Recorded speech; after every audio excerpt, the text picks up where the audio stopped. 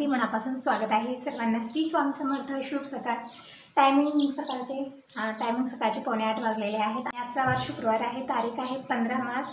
तर सगळ्यांना शुभ शुक्रवार. तर मी वैभवलक्ष्मी मातेचं पूजन आताच मांडणार आहे, कारण येवणीच्या वेळेत होतच नाही, काहीतरी अडचण पाहुणे तरी त्यात कुठेतरी बाहेर जायचं तर होतं, असं होऊन पूजा होतच नाही आहे. तर मी आता याच वेळेमध्ये देवपूजा झाल्यानंतर वैभवलक्ष्मी मातेचं पूजा वगैरे कथा वाचन करणार आहे. आणि जे स्वयंपाक वगैरे आहे ते अर्धा झालेला आहे, आणखीन अर्धा व्हायचा आहे. म्हणजे आपे बनवले, आज ताज्यानाची चटणी बनवली, वरण भात हे सगळं बनलेलं आहे. आता भाजी काहीतरी एक सुकी भाजी, चपाती, भाकरी हे सगळं मला बनवायचं आहे. तर चला आता अगोदर मी पाणी भरून घेते आणि देवपूजा करायला सुरुवात करते. दीपक दूध आणण्यासाठी गेलेला आहे, आल्यानंतर फुलं वगैरे आणून देईल मला. तर फायनली किचनमध्ये माझी एंट्री झालेली आहे. अगोदर दूध गरम करते, म्हणजे गरमीचे दिवस आहेत त्यामुळे दूध खूप लवकर खराब होतं आणि घरी येता येताच दूध कधी कधी 7:30, कधी 8, कधी कधी 9ही वाजतात. म्हणजे आणायला थोडासा वेळ मागं पुढं होतो. कधी कधी शाळेत येतं, तर कधी कधी काहीच आता पता नसतो दुधाचा. कधी कधी एसटीलाच येतं, कधीतरी कोणीतरी घेऊन येतं. असं आहे दुधाचं. जेव्हा घरी येईल तेव्हाच खरं आहे. म्हणून मी आल्यानंतर अगोदर दूध गरम करते. तर दूध गरम झालेलं आहे. अगोदर चहा बनवून घेते आणि पूजन करायचं आहे. वैभवलक्ष्मी मातेचं पूजनही मी याच वेळेत करणार आहे, कारण इव्हनिंगच्या वेळेत ना नुसत्या अडचणीच आहेत. कोणीतरी येतं किंवा मला कुठेतरी जायचं असतं, काहीतरी कामाची अडचण असते, असं होत आहे. त्यामुळे ना माझे खूप शुक्रवार गॅप झाले. तू उपवास तर धरते, मी उपवास पकडते, पण पूजा करायला ना मधून एक शुक्रवार गॅप होत आहेत. म्हणून मी विचार केला की सकाळच्या वेळेतच जशी आपली देवपूजा झाली तसं मी वैभवलक्ष्मी मातेचं पूजन करणार आहे. तसं तर वैभवलक्ष्मीचं पूजन जे असतं ते इव्हनिंगच्या वेळेतच छान वाटतं आणि मी करते पण होत नाही. खूप शुक्रवार गॅप गेली माझे. तर असं करत करत बघा पूर्ण वर्ष जाणार आहे, म्हणजे 11 शुक्रवार कंप्लीट व्हायला. म्हणून मी आता करणार आहे. तिकडे जे आपे मी सकाळी बनवलेले होते ते थोडेफार यामध्येच होते, तर ते काढलेले आहेत मी आणि दुसरे आपे बनवत आहे दीपकसाठी.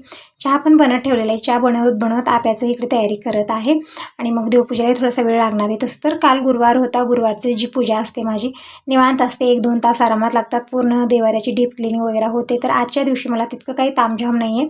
फक्त देवांना स्नान घालायचं आहे, पूजा करायची आहे रोजची जशी करते तशी, म्हणजे भरपूर वेळ यामध्ये जाणार नाही. नंतर मी वैभवलक्ष्मी मातेचं पूजन मांडणार आहे. तर इकडे हे आपे आहेत ना ते अगोदरचे काढलेले आहेत आणि आपे मेकरला पूर्ण मी तेल लावून घेतलेलं आहे आणि जितकं आता इथं बेटर ठेवलेलं आहे पूर्णपणे याचे आपे बनवणार आहे. म्हणजे बाबांचं आणि दीपकचं यामध्येच होईल. माझा उपवास आहे, मी काय आता यावेळेत काही खाणार नाही. संध्याकाळच्या वेळेतच मी जेवण करते, म्हणजे प्रत्येक शुक्रवारी जशा पद्धतीने मी जेवण वगैरे करते तशाच पद्धतीने, फक्त पूजेमध्ये जे आहे ना ते टायमिंग चेंज केलेलं आहे, कारण इव्हनिंगच्या वेळेत थोडीशी हे होतच नाही आहे त्यामुळे. तर इकडं मी आपे ठेवलेले आहेत बनण्यासाठी, म्हणजे चारी बाजूनं हे पॅन फिरवत राहायचं आहे आपल्याला, म्हणजे चौकट छान शेकले जातात पूर्ण परफेक्ट. मग 2-3 मिनटाच्या नंतर पलटून घेणार आहे. चहा पण बनलेला आहे. तर आता हिंडत फिरतच चहा पिते मी सकाळचा, कारण मॉर्निंगचा चहा कसा असतो आपला निवांतपणे बसून पीत बसलो तर आपली कामं सगळी तशीच राहतात. आणि तसं तर मला आज पण पापडं बनवायचे आहेत. तुम्ही म्हणत होता ना की पापडं जे आहेत ना ते तळून दाखवत नाहीस ताई, किंवा कारुडी जे कुरड्या वगैरे बनवलीस ते पण तळून दाखव. तर आजच्या व्हिडिओमध्ये मी पूर्ण शेअर केलेला आहे. अगोदर विचार केला की नेक्स्ट व्हिडिओमध्ये, पण असंच होतच नाही. नेक्स्ट व्हिडिओ मी तुम्हाला म्हणत आहे, तुम्ही वेट करत आहात, मी काय दाखवतच नाही. तुम्ही म्हणसाल की ताई असंच म्हणत आहे नेक्स्ट व्हिडिओ, पण एकाही व्हिडिओमध्ये दिसतच नाही. म्हणजे जेव्हा मी तळून दाखवे ना तेव्हा तुम्हाला समजेल की पापड आणि कुरड्या कशा पद्धतीनं बनलेल्या आहेत. तर व्हिडिओ पूर्ण बघा, म्हणजे तुम्हाला पूर्णपणे समजून जाईल की कशा पद्धतीनं पापड वगैरे बनलेले आहेत, कुरडी बनलेली आहे. आणि आज पण मला पापड बनवायचे आहेत. थोडीशी धावपळ होत आहे. तुम्ही म्हणते असता, तुमचे खूप सुंदर असे कमेंट येतात, खूप छान वाटतं मला वाचल्यानंतर की ताई तब्येतीची काळजी घे, किती काम करते, जेवण वगैरे करून तू काम करत जा, थोडंसं वेळ काढून रेस्ट घेत जा. तर होत आहे ना, तुमचं एकदम योग्य आहे. स्वतःची काळजी घेणं हेही गरजेचं आहे. आपण स्वतः चांगले आहात तर सगळी घरची कामं चांगलेच होणार आहेत. जर आपली तब्येत बिघडली तर मग कुठलंच काम आपलं होणार नाही. आणि तसं तर दीपकचे पप्पा म्हणत असतात की आता यावेळेत तू काही करू नको, कारण आता तरी तब्येत तुझी बरी आहे. आणखीन उन्हामध्ये काम केलीस, पापडं कारुडी कुरडी यामध्ये भरपूर एरझऱ्या होतात वरी, त्यांना आणखीन परत चक्कर वगैरे आली, मग खूप पंचायत होणार आहे. जेव्हा मी तब्येत ठीक नव्हती ना माझी त्यावेळी ते खूप घाबरलेले होते. मी तब्येत ठीक नाही म्हणून मी झोपलेली होते, पण ते दिवसभर त्यांनी जेवण नाही केलं त्या आणि दिवसभर त्यांच्या घरी एरझऱ्या होत्या. मी दिवसातनं 3-4 वेळा त्यांना फोन लावते की जेवण करायला या, पण कधीच वेळेत येत नाहीत. आलो म्हणतात, पण 1 तास 1.5 तास उशीर होतो घरी येता त्यांना.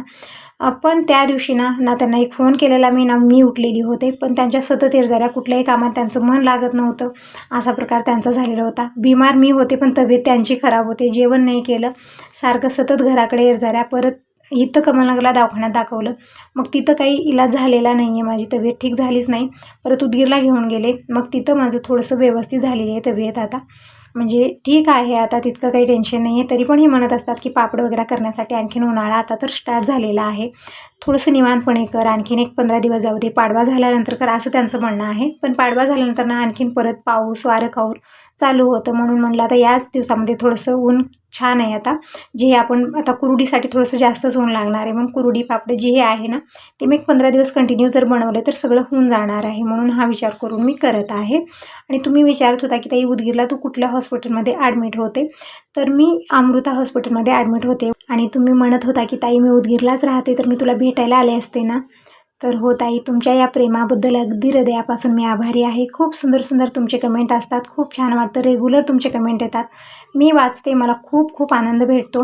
जे तुमचे कमेंट असतात खूप काळजीपूर्वक असतात की ताई तब्येतीची काळजी घे. तर तुम्हाला बोलत बोलत खूप काही कामं माझी आवरली, म्हणजे मॉर्निंगचा चहा घेतला, आपे बनवले, दीपकला ब्रेकफास्ट दिलेला आहे, बाबांना जेवायला वाढलेला आहे, आणि मी आता देवपूजा करत आहे. म्हणजे रोजची देवपूजा कसं, कालच मी पूर्ण देवाची डीप क्लिनिंग केलेली होती, त्यामुळे सगळं स्वच्छच आहे. आता फक्त देवांना उचलून मी स्नान घातलेलं आहे, देवपाट्यावर विराजमान केलं, हळदी कुंकू चंदन वाहिलेलं आहे. बघू शकता आज फुलं खूप सारी भेटलेली आहेत, म्हणजे झाडांना सकाळी पाणी देते ना भरभरून, असे खूप सारे फुलं लागत आहेत. स्वास्तिकचं झाड तर फुलानं भरून गेलेलं आहे.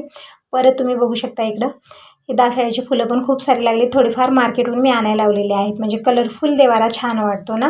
ते व्हाईट अँड व्हाईटच फुलं घातले ना, एकदम देवाराही व्हाईट आणि फुलं पण व्हाईट असं होतं, त्यामुळे पिवळी फुलं, नंतर दासळ्याची फुलं आहेत, व्हाईट कलरचे आहेत. तर देवपूजा झालेली आहे, तुळशीपूजन उंबरापूजन झालेलं आहे. आता मी वैभव लक्ष्मी मातेचं पूजन मांडत आहे. तर अगोदर इथली जागा स्वच्छ मी करून घेत आहे, म्हणजे सकाळच्या वेळेत मी पूर्ण किचन पुसून घेते, पण आता आपण पूजा वगैरे करते वेळेस इथंच थांबतो, पायधूळ पडते, आणि जिथं आपली पायधूळ पडते तिथं पूजा करू नये असं म्हणतात, त्यामुळे स्वच्छ पाट आणि तिथली जागा मी स्वच्छ करून घेतलेली आहे. आणि जे पहिल्या शुक्रवारी आपण जे पूजेची सामग्री घेतो तेच घेते मी, वेगळी घेत नाही आहे. तर तेच नवीन कपडा आहे, म्हणजे ब्लाऊज पीसचा कपडा आहे, तांदूळ पण तेच आहेत, तांदूळ मी तर कळश मांडण्यासाठी घेत आहे. परत खारी खोबरं सुपारी जी पूजेची सामग्री आहे पूर्णपणे मी तेच घेतलेले आहे. परत फ्रूट वगैरे आणले, केळी चिकू हे ते ठेवत असते, पण आता केळी आणणं बंदच केलेलं आहे, कारण दिनेशला काही द्यायचं नाही आहे केळी वगैरे, आणि घरात दिसलं की मुलं खातात, त्यामुळे आणतच नाही, त्यालाच देत नाही, मग आम्हीही खात नाही.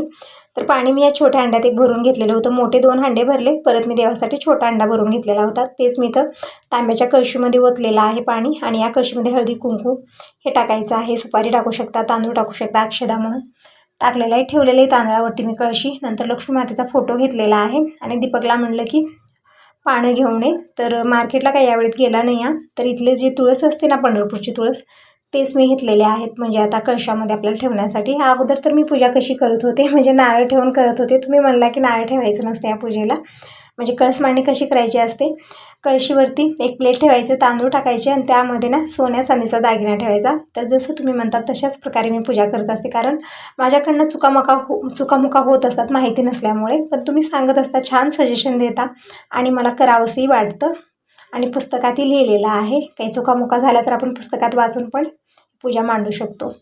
तर इकडं मी कळशीला अगोदर हळदी कुंकाचे बोटं ओढलेले, 8 बोटं ओढायचे आहेत, स्वास्तिक काढून घ्यायचं आहे, टिळक लावून घ्यायचा आहे. तर अशा प्रकारे मी वैभव लक्ष्मी मातेची पूजा मांडणी करत आहे. खूप छान वाटतं. पूजेला थोडासा वेळ सकाळी लागतो आपल्याला, इव्हनिंगच्या वेळेस निवांतपणे करतो, पण इव्हनिंगच्या वेळेत थोडंसं असं होत आहे ना, एक शुक्रवार गॅप होत आहे, त्यामुळे मी सकाळी करत आहे.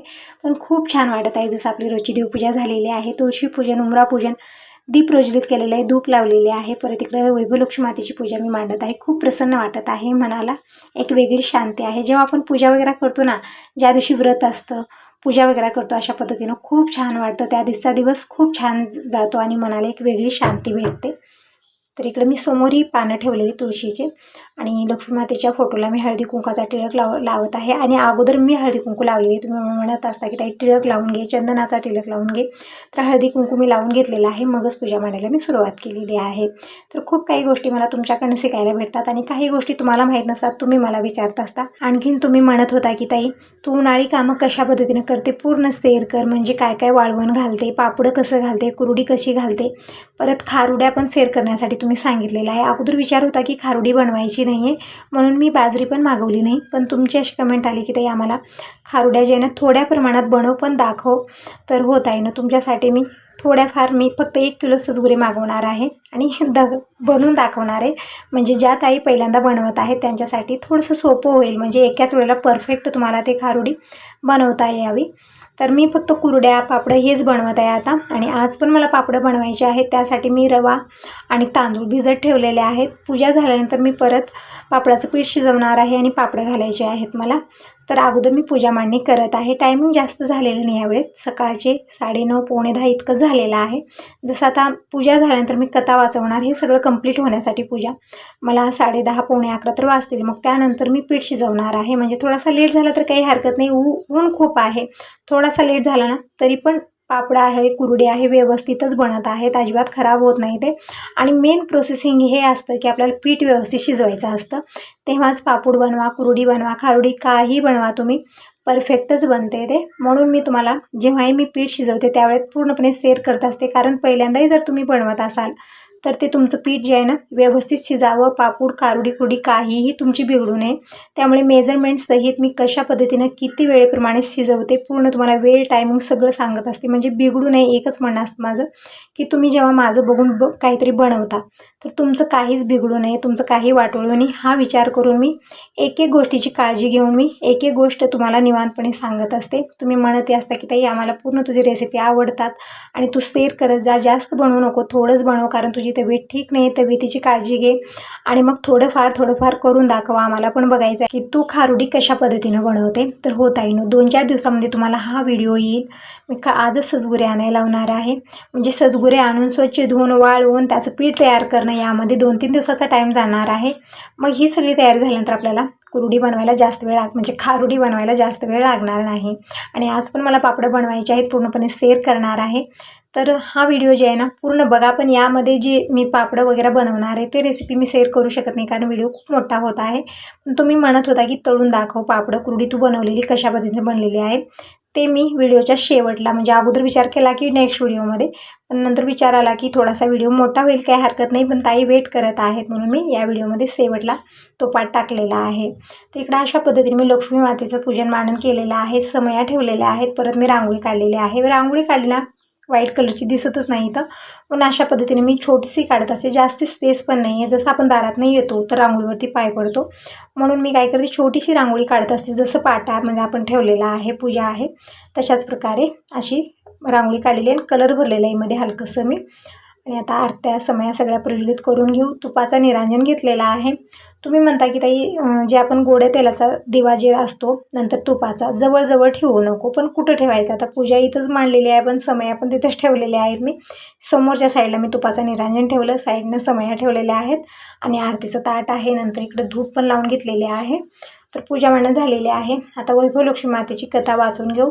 तर वैभव लक्ष्मी मातेच्या पुस्तकामध्ये जितके लक्ष्मी मातेचे फोटो आहेत पूर्ण पूजा करून घ्यायची आपल्याला, हळदी कुंकू लावून मनोभावे दर्शन करून घ्यायचं आहे, श्रीयंत्राचं दर्शन करून घ्यायचं आहे, मगच कथा वाचवायला मी सुरुवात करते.